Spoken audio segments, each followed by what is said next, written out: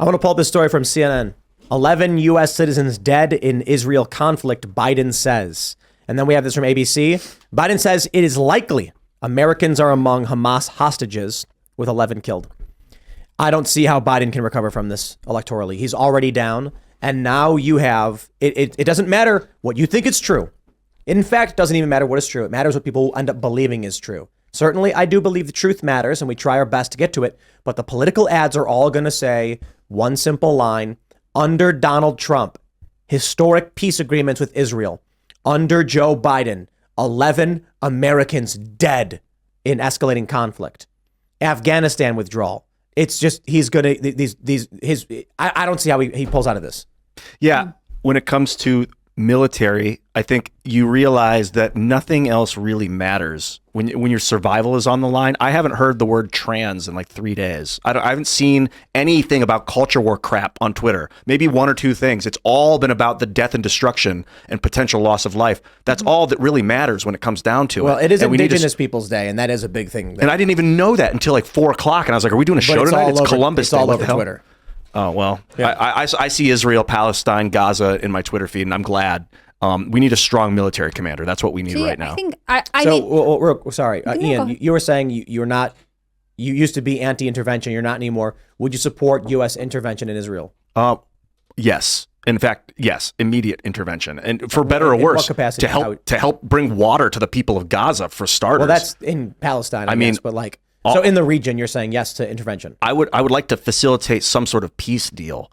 I'm not advocating for blowing people up at this point. You and millions of people for generations would like to broker a peace deal. Good luck. Yeah.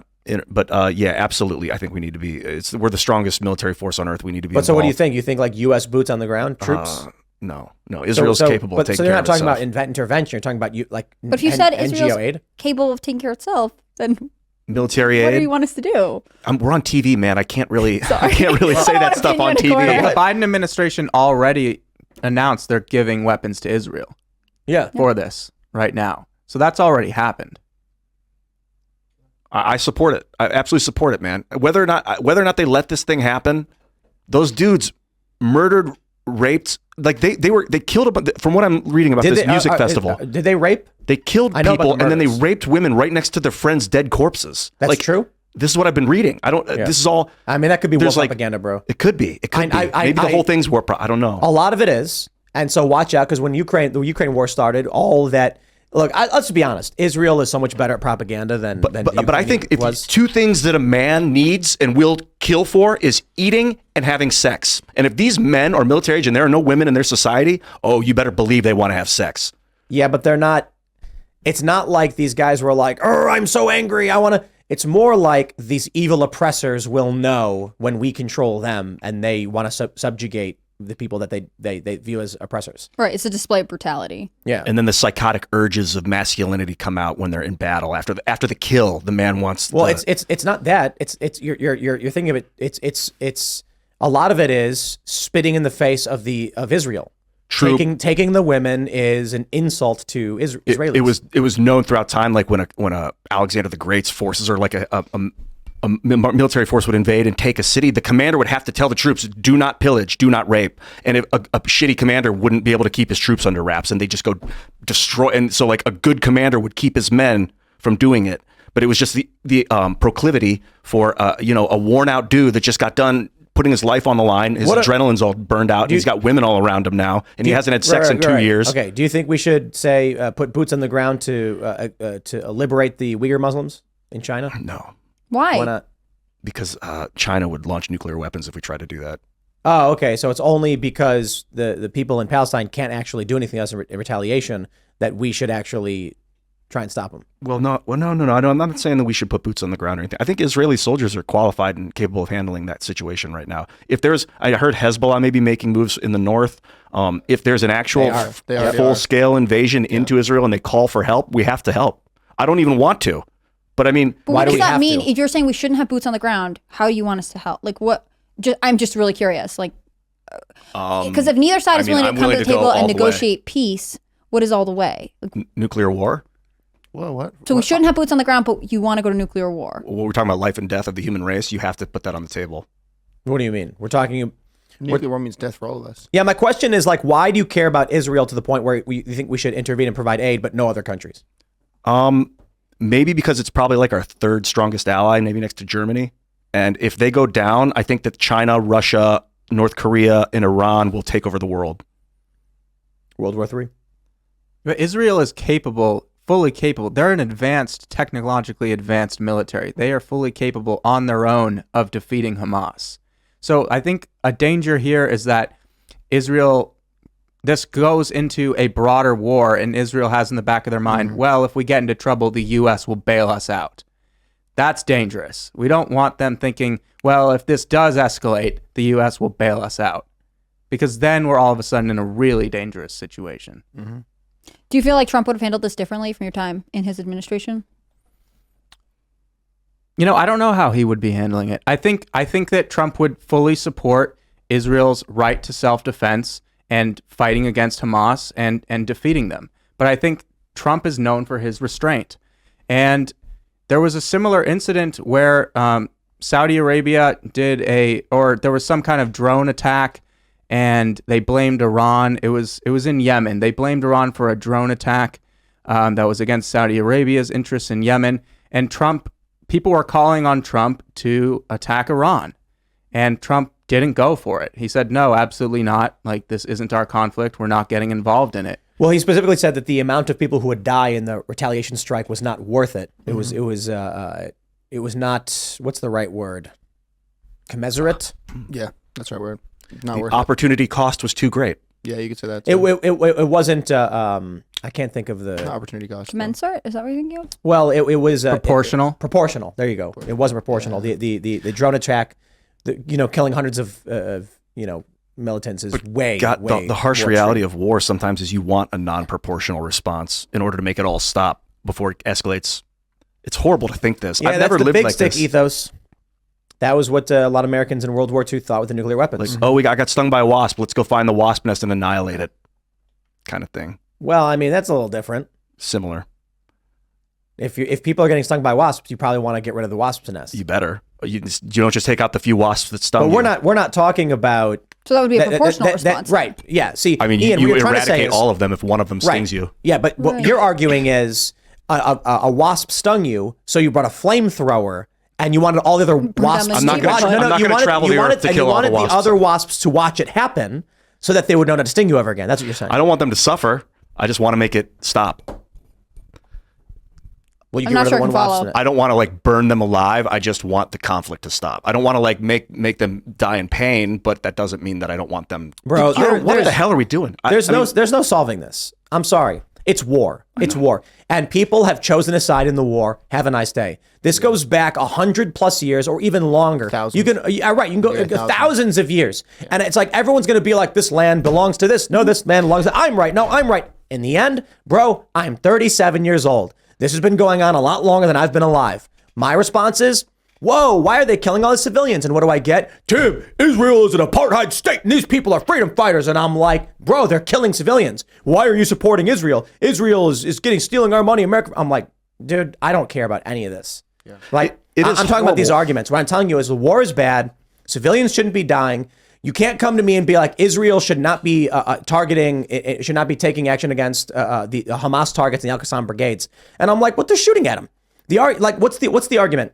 You walk outside and a guy's got a Ruger 10-22 and he's firing at you and he hits some of your kids. So and the only weapon and so you pull out your Scar 20S and then you're like, I'm gonna return fire. I'm like, whoa, but yours is way bigger than his. It kind of feels like war's war, dude. When the American colonists were colonizing North America and slaughtering the native population, it's similar to that, but we didn't have internet video back then. We'd have had the same conversation, like, well, but what happened? The natives would come into town, guerrilla force, they'd tomahawk some dudes, grab some women, take them back to the tribe, and then the Americans would go with their rifles and slaughter all of them. Well, there's two things with that. A lot of the Plains Indians, that was the regular life for Plains Indians. That was the understanding of Plains Indians attacking other Indians within the United States. There's understanding that that's what was going to happen to men and indigenous people. Right, Serge? exactly. Serge isn't from this company. Indigenous people in this country, whatever you want to call them, that was the understanding among Plains Indians. That's how life was. That was the understanding. That's what they did to us. They didn't take it, and it wasn't special for them in any way. This is different because, as far as I understand, those regions in West Bank, Gaza, etc., were not really inhabited until Israel became a state, and then there was reason to be able to support populations in those areas, and then they immigrated into it. That's what I understand about it. I may be wrong, but that's what I understand. So I don't think it's the same thing.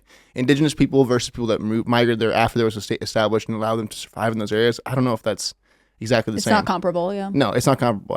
I wouldn't say it is, but like the colony of Israel in like 1918, the British mandate for Palestine. Well, that was 1948. That was 1948. That was much later than that. Well, that's when Israel got formed. But the British mandate was in 1918. You ever read I Am Legend, Ian?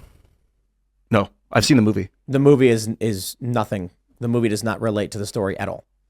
The movie should never have been made. Right. And that it's awful. The book is much better. And fully admit, I did not read it.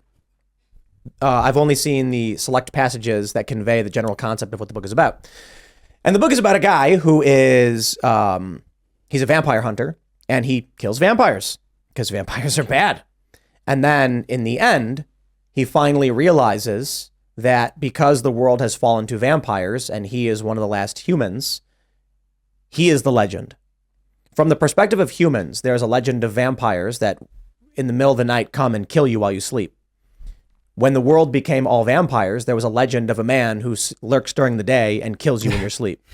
That was his realization, that they arrested him and were to try him for the crimes of murder. And they were terrified of him. He was a monster. He was the monster. In 2005, 6, 7, 8, I was like, screw Israel. They've colonized. This is unjust. It should be dismantled. I was in that state of mind. And then I started to realize like that life is about power, and who controls the power controls the narrative and your lifestyle. So I'm not willing to give up this American republicanism for like some anti-colonialism. I'm just not, man. I just don't know what the proposed solution is right now when you have Israel, for all their faults, and then Palestinians don't want peace. They want from the river to the sea. These are they'll lie to you. The left lies to you. The left lies to you all the time. We know they lie. We know far left lies. They are evil people. They lie. They're trying to sterilize children. They want you to abort your kids. They do a whole bunch of things. And then they go in politics, they lie. There's a video where Jack Posobiec got punched in the face and the cops witnessed it. And the far left activists say to the cops, I didn't see anything happen. They just lie with a smug look on their face. You have videos of these people in New York amongst their peers cheering for the killing of civilians, calling them illegal colonizers. We, as regular people, are like, okay, we can understand the nuances of military conflict, don't like these stories we're being told, but will not tolerate civilians at a music festival being just murdered and dragged through the streets. Then they'll lie and say, oh, but our poor civilians, and they'll make propaganda videos. What does one do? Right now, I don't know about anything else. All I know is I'm sitting here right now looking at the conflict, and I'm like, I've been to Israel. There are people going to the store and buying falafel. They're not fighting with each other.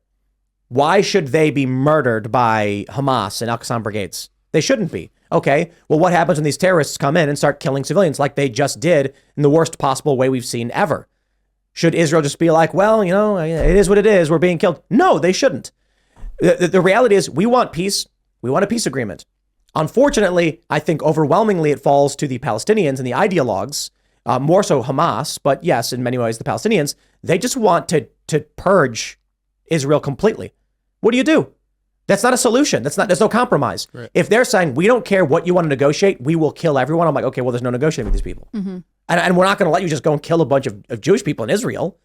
Now, you want to make an argument that Israel shouldn't be there or whatever. It's like, okay, fine. But bro, the only thing they're offering is genocide. There's no argument. There's no compromise. And Israel is there. Like, we can't exactly. We can't go back and change anything like that. I mean, I really stand by that.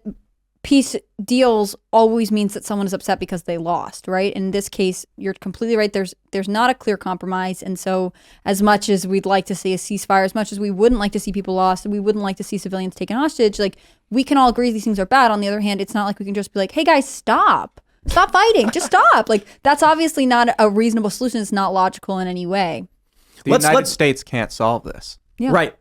Exactly. And I don't know why it's insane to me that people are so fervent about it, because it's like, I got an idea. let's secure our borders, bring manufacturing back to this country, get rid of these garbage international agreements like TPP, and make America great again. And then when people are like, "Did you hear about the conflict happening?" And no, I didn't, because I'm concerned about our borders, which are currently porous and have millions of people. Yeah, this is an example of one of Jesus's parables when he said, "Take the plank out of your own eye before you try and take the speck of dust out of your brother's eye or your friend or whatever. Like, clean yourself up." Nice one, dude. You got to clean your room. Thanks for watching this clip from the Timcast IRL podcast. Hang out with us live Monday through Friday at 8 p.m.